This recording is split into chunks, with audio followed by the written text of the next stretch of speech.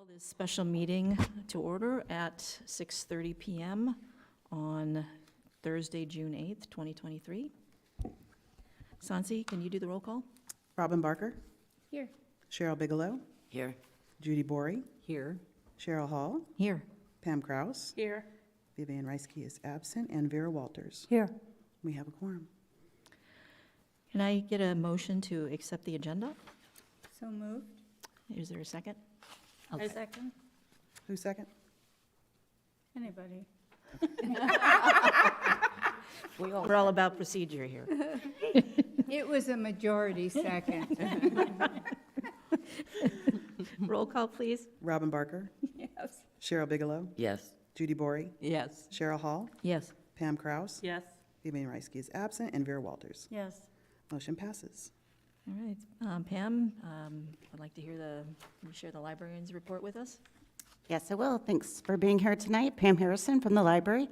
Sharing with you, first of all, the monthly report for May. Circulation and patron visits were very consistent with last month. The biggest change since it was May would be our outreach, because we did a lot of outreach visits to schools to promote our summer reading program. And we also, of course, did our mobile library route. So our outreach numbers are quite high at 1,300, which is great. Did anybody have any questions about anything else on the monthly statistics?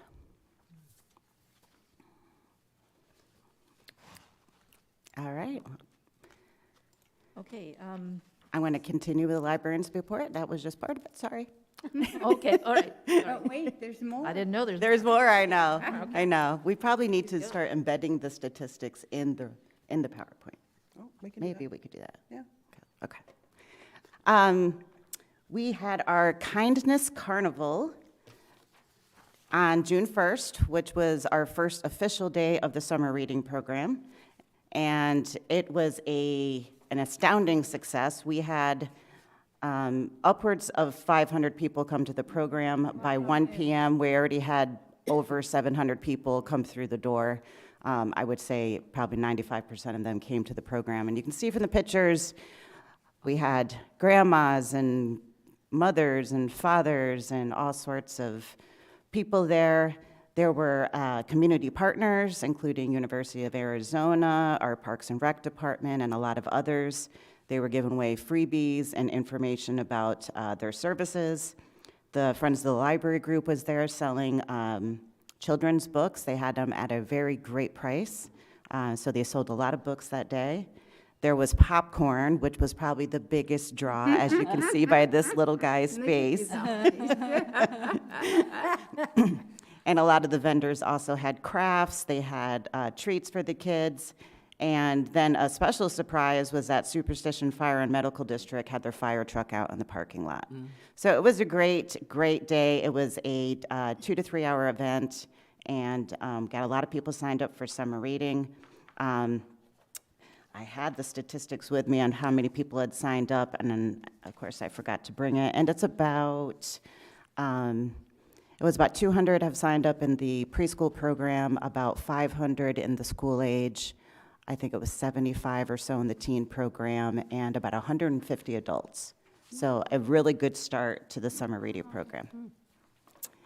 Also this month and in July, we are doing a food drive for our Superstition Community Food Bank. So we have many boxes centrally located in the lobby of the library.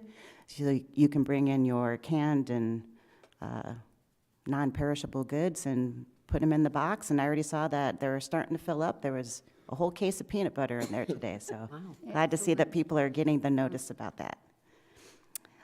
We have some other great news that we just found out a couple weeks ago, that we will be receiving a Gila River Indian Community Grant, and the Gila River Indian Community distributes funds to Arizona municipalities to provide government services in the areas of economic development, education, healthcare, public safety, and transportation.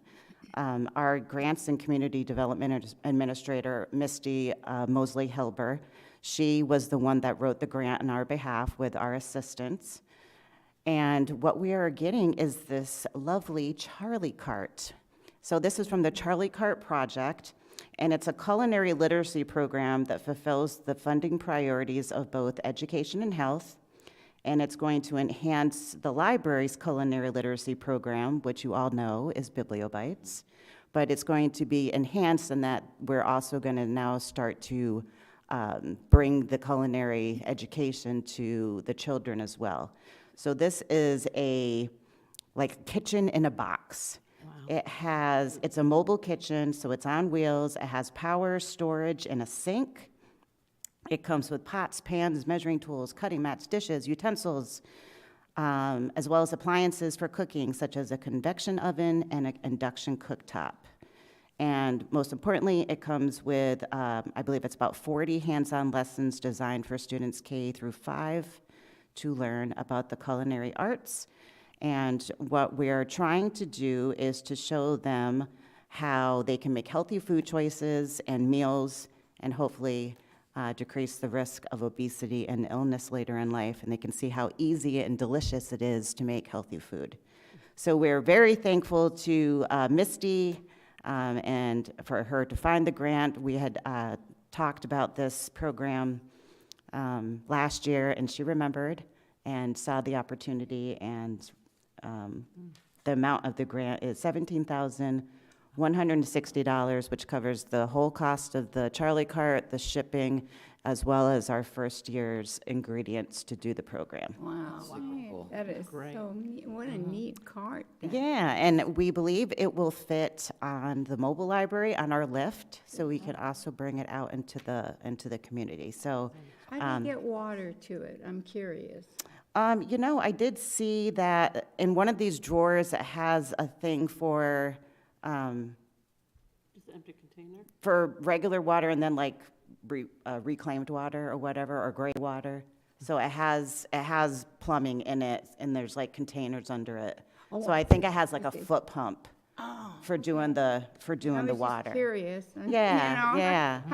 I see the plugs, but not, Yes, there's a couple of videos on YouTube that are just a few minutes long of some other libraries and community agencies that have received one of these over the years, and they show all the utensils and everything that's in all the cupboards. pretty cool. So yeah, you can get on there and take a look. But yeah, we're really excited, and first thing they ask is, where are we going to store it? I have a place, so we have that figured out. It's not that big. Who's Charlie? I don't know. Huh, I don't know why it's called the Charlie cart, okay. but I will investigate, because I'm a librarian. I'll look. So, Yeah, it's a good So- question. so does that mean green eggs and ham, things like that?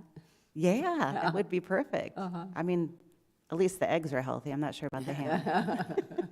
Oh, it's protein too. Yep. And lastly, just an update on our shelving project for the north wing of the library. It has been scheduled with the vendor, and it is slated to begin Monday, August 7th. That week will be for deconstruction of the current shelving and getting it out of the area. The next week, we are going to spend a whole week getting that area prepped. We have the wall where there's current shelving that's going to be taken down. The wall needs to be repaired. We're going to paint the wall, and we're going to make sure the carpets are cleaned. So we have a week to do that, and then the week after that, which is the week of the 21st, is when they're going to start installing the new shelving, and they said it would take about a week. So by September, we should have a brand-new north wing. So we're really excited for this, and the staff are ecstatic. And it's really fun because we have kind of a group that are kind of spearheading different portions of the project, and it's just great to see them take some ownership of the project. They're very proud, and they want to, be part of the process. So we're really excited for that. I had a question, Pam, about availability of those materials that are going to be, where you're going to be putting them and how accessible they're going to be during this whole several-week process. Yeah, so, we can't have any of the public obviously go back into that room. We've went through projects like this before, especially like when the North Wing was being constructed back in 2017, 18. We're going to have to, the collections are going to be actually in the North Wing because that is where the vendor is going to be storing them on their carts that they have. We should be able to go back there and retrieve things that are on hold. And if people have certain books that they're looking for or materials, it just won't be a browsing area. But if they had something specific, I'm sure we can accommodate that. And then we'll also bring out carts of books as well for people to browse through. So it'll be inconvenient for a couple weeks, but in the end, I think it's going to be so much worth it. So that is the end of my report. If you have any more questions? I got a couple. Sure. You forgot to sign up for the, I don't even know what it's called now, the library thing for the summer program? Oh, for the I reading Reading thing? yeah, that's how bad I am Yeah, today. do the books we just finished count for that? I forgot to sign up, or you forgot I to sign up? forgot to sign up. Oh, okay. Can I You go can still, online just anywhere and do it, or do I have to go into the library? no, it's an online program in terms of logging your reading. Probably use the same one I used last year then. It is the same, it's same website address, or you can also get the app. Okay, The app is called Read Squared, okay, and then you just register yourself and start logging the minutes that you've read. okay. Otherwise, you can find the URL for the website address, for the website on our website, under the summer reading tab. Excuse me, I'm starting to lose my voice. Okay. Yeah, so make sure you do that and sign up the daughter. Oh, I will, because I was like, I knew it was coming up, but I didn't do it, so. You have the plenty of time. Charlie cart, how's that gonna work for insurance and people using it? Or is it only gonna be for library staff to It's- use for, Yeah, it'll be staff teaching the kids how to do it, but I think they can assist, but they're not gonna be able to like do it, hands-on? yeah.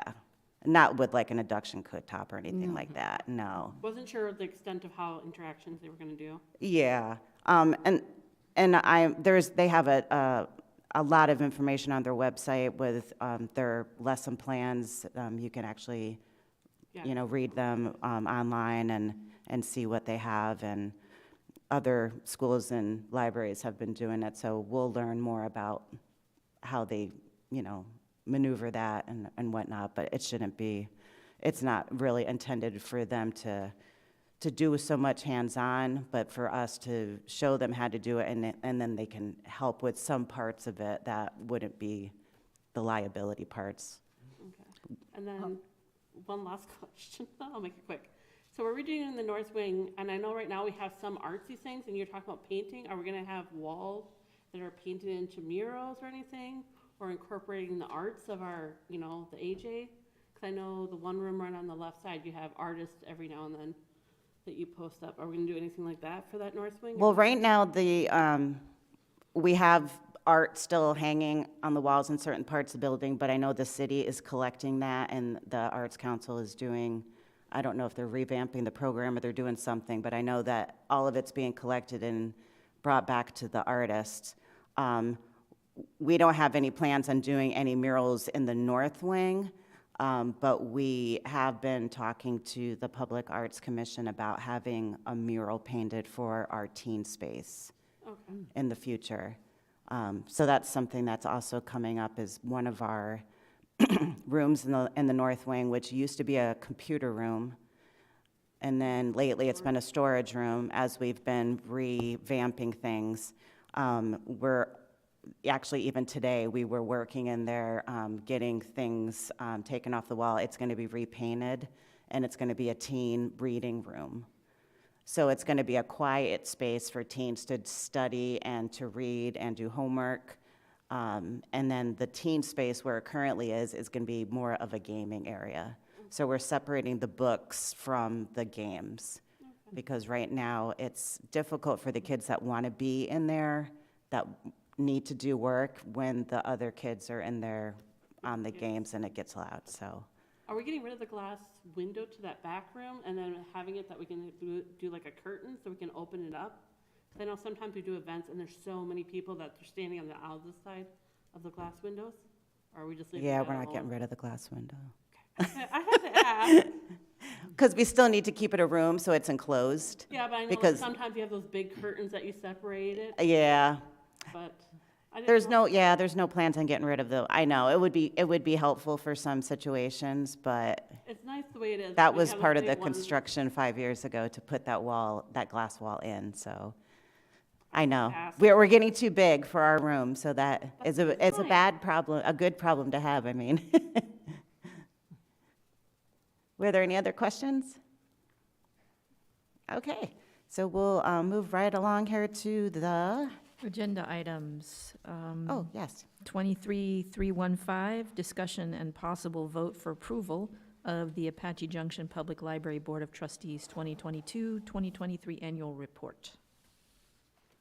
So on your screen, you can see draft pages of our annual report. And in this year's report, my goal was to align our biggest accomplishments of the year with our 4 main goals of our strategic plan. So you will see that in the latter part of the report, if I can find out how I do this. The 4 main parts of the strategic plan are access, communication, community engagement, and spaces. And so this highlights the accomplishments this year for those goals. And we actually just had a strategic planning meeting today to review what we accomplished this year and then to discover what new goals we're going to be starting this year and which one of our goals that we are going to continue from this year because they still aren't totally completed. So we are well set to go into the new year, and then we have our statistics page with all of our vital information from visits to circulation, website, attendance at programs, size of the collection, et cetera. And then lastly, like to always have something that makes you think about how great it is to have a library in your community. Last year we had our the page, what's it called when it's the ingredients? Oh, nutrition facts. The nutrition facts, yeah, about how nutritious your library is because of all the books and everything that we have. But this year we did return on investment. So this is an approximation of the return on investment for the community from our library. It's not exact calculations at all, but by taking the retail value of books and other types of materials and our services and other types of things that we offer, such as hotspots, video games, computers, et cetera, it turns out that we have a $4.66 return on investment to the community from our library. And like I said, this is very rough approximation, but from looking at other standards in the country, we are on the high side of average because they said between $4 to $5 is the norm for public libraries. So we are right on target to Nice job. provide the best that we can to the community. And then, of course, the end is just the financial reports. So does anybody have any questions about anything specific in the plan? Or, excuse me, in the report? I had a couple questions on the financial statement. Mhm. What is commodities Let me see what. under expenditures? The second one down. Commodities is all the things that is basically the operational costs. So books, like all the things we order, yeah, so everything from supplies to our collection to program costs, whatever. There's a ton of different categories in there, but yeah, it's all of our expenditures for the year, but that don't include personnel. And what do we charge, what are the charge for services? Is that rental of a room or Oh, back in the ROI? No, back in the general The revenue fund? side. Under library fines and then charge for services? General fund. Am I on the right page? Oh, I see it now. I'm still on the. General fund, library fines, charge for services.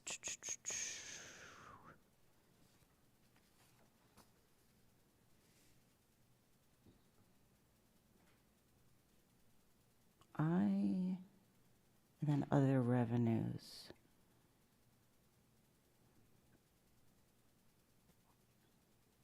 But that's general fund. You know, I would have to look at that more closely. I'm not quite sure off the top of my head. Okay. Because if it's going into the general fund, I can definitely get back to you on that. Okay. I just need to talk to finance. I know they use different terms than what we're used to, so. Yeah, I hear you. And the last question was, what's debt service? Is that interest we pay on loans or? Debt service, that is when we had the addition done to the library back in 2008, 2009. It was a debt, and so that is the cost that we paid this past fiscal year towards that debt service.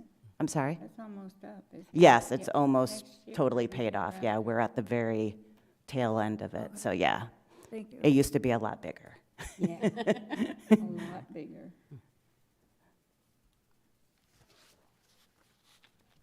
I didn't have any questions, but I did want to make a couple of comments about this. I love this format. Yeah, Yes. It's easy to read, it's easy to understand.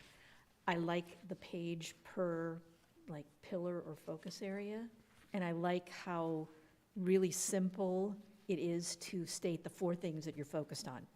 That's something that I think all of us can remember and talk about, because it's so simple and easy to say access, communication, community engagement, spaces. That's really simple and easy for us to communicate out as we're talking about the library. So I loved the way this was laid out.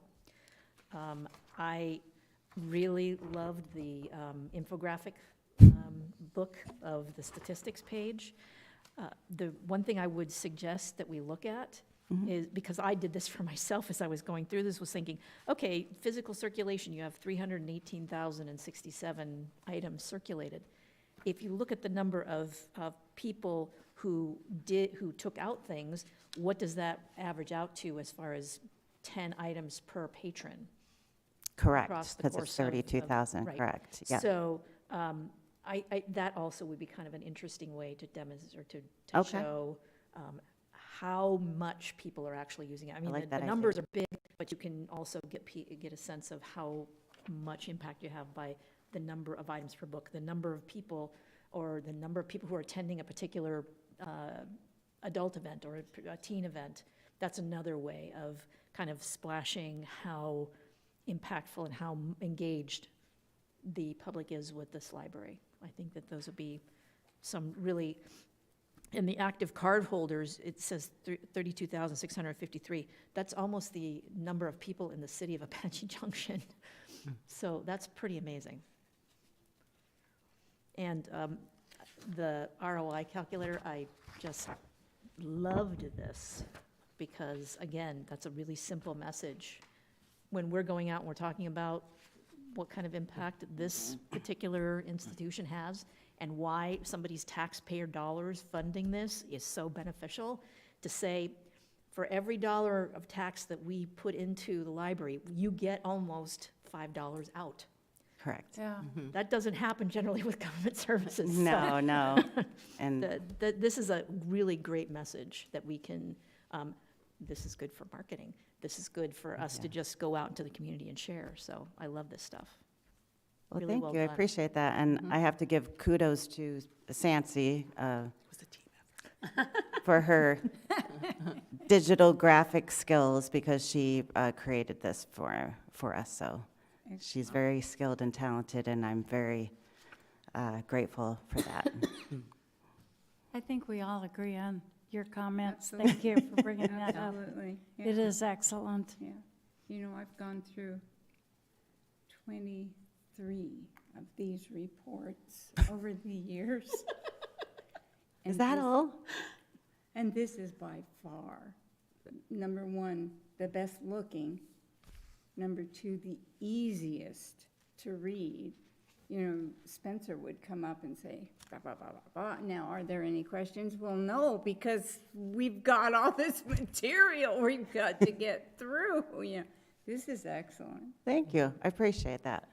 Yeah, it's impossible to, point out everything. So to yes. take the biggest things that have the biggest impact, and to make it digestible is, at least that's the way I prefer it as well. So thanks for the feedback on that. I appreciate that. So do we have a motion, or do I have a motion to approve the library report, the annual report? I make a motion that we approve the annual report. Is there a 20 second? I'd like to second that motion. Okay. Sansi, can you? Robin Barker, Yes. Cheryl Bigelow, Yes. Judy Bory, Yes. Cheryl Hall, Yes. Pam Kraus, Yes. Vivian Reisky is absent, and Vera Walters. Yes. Motion passes.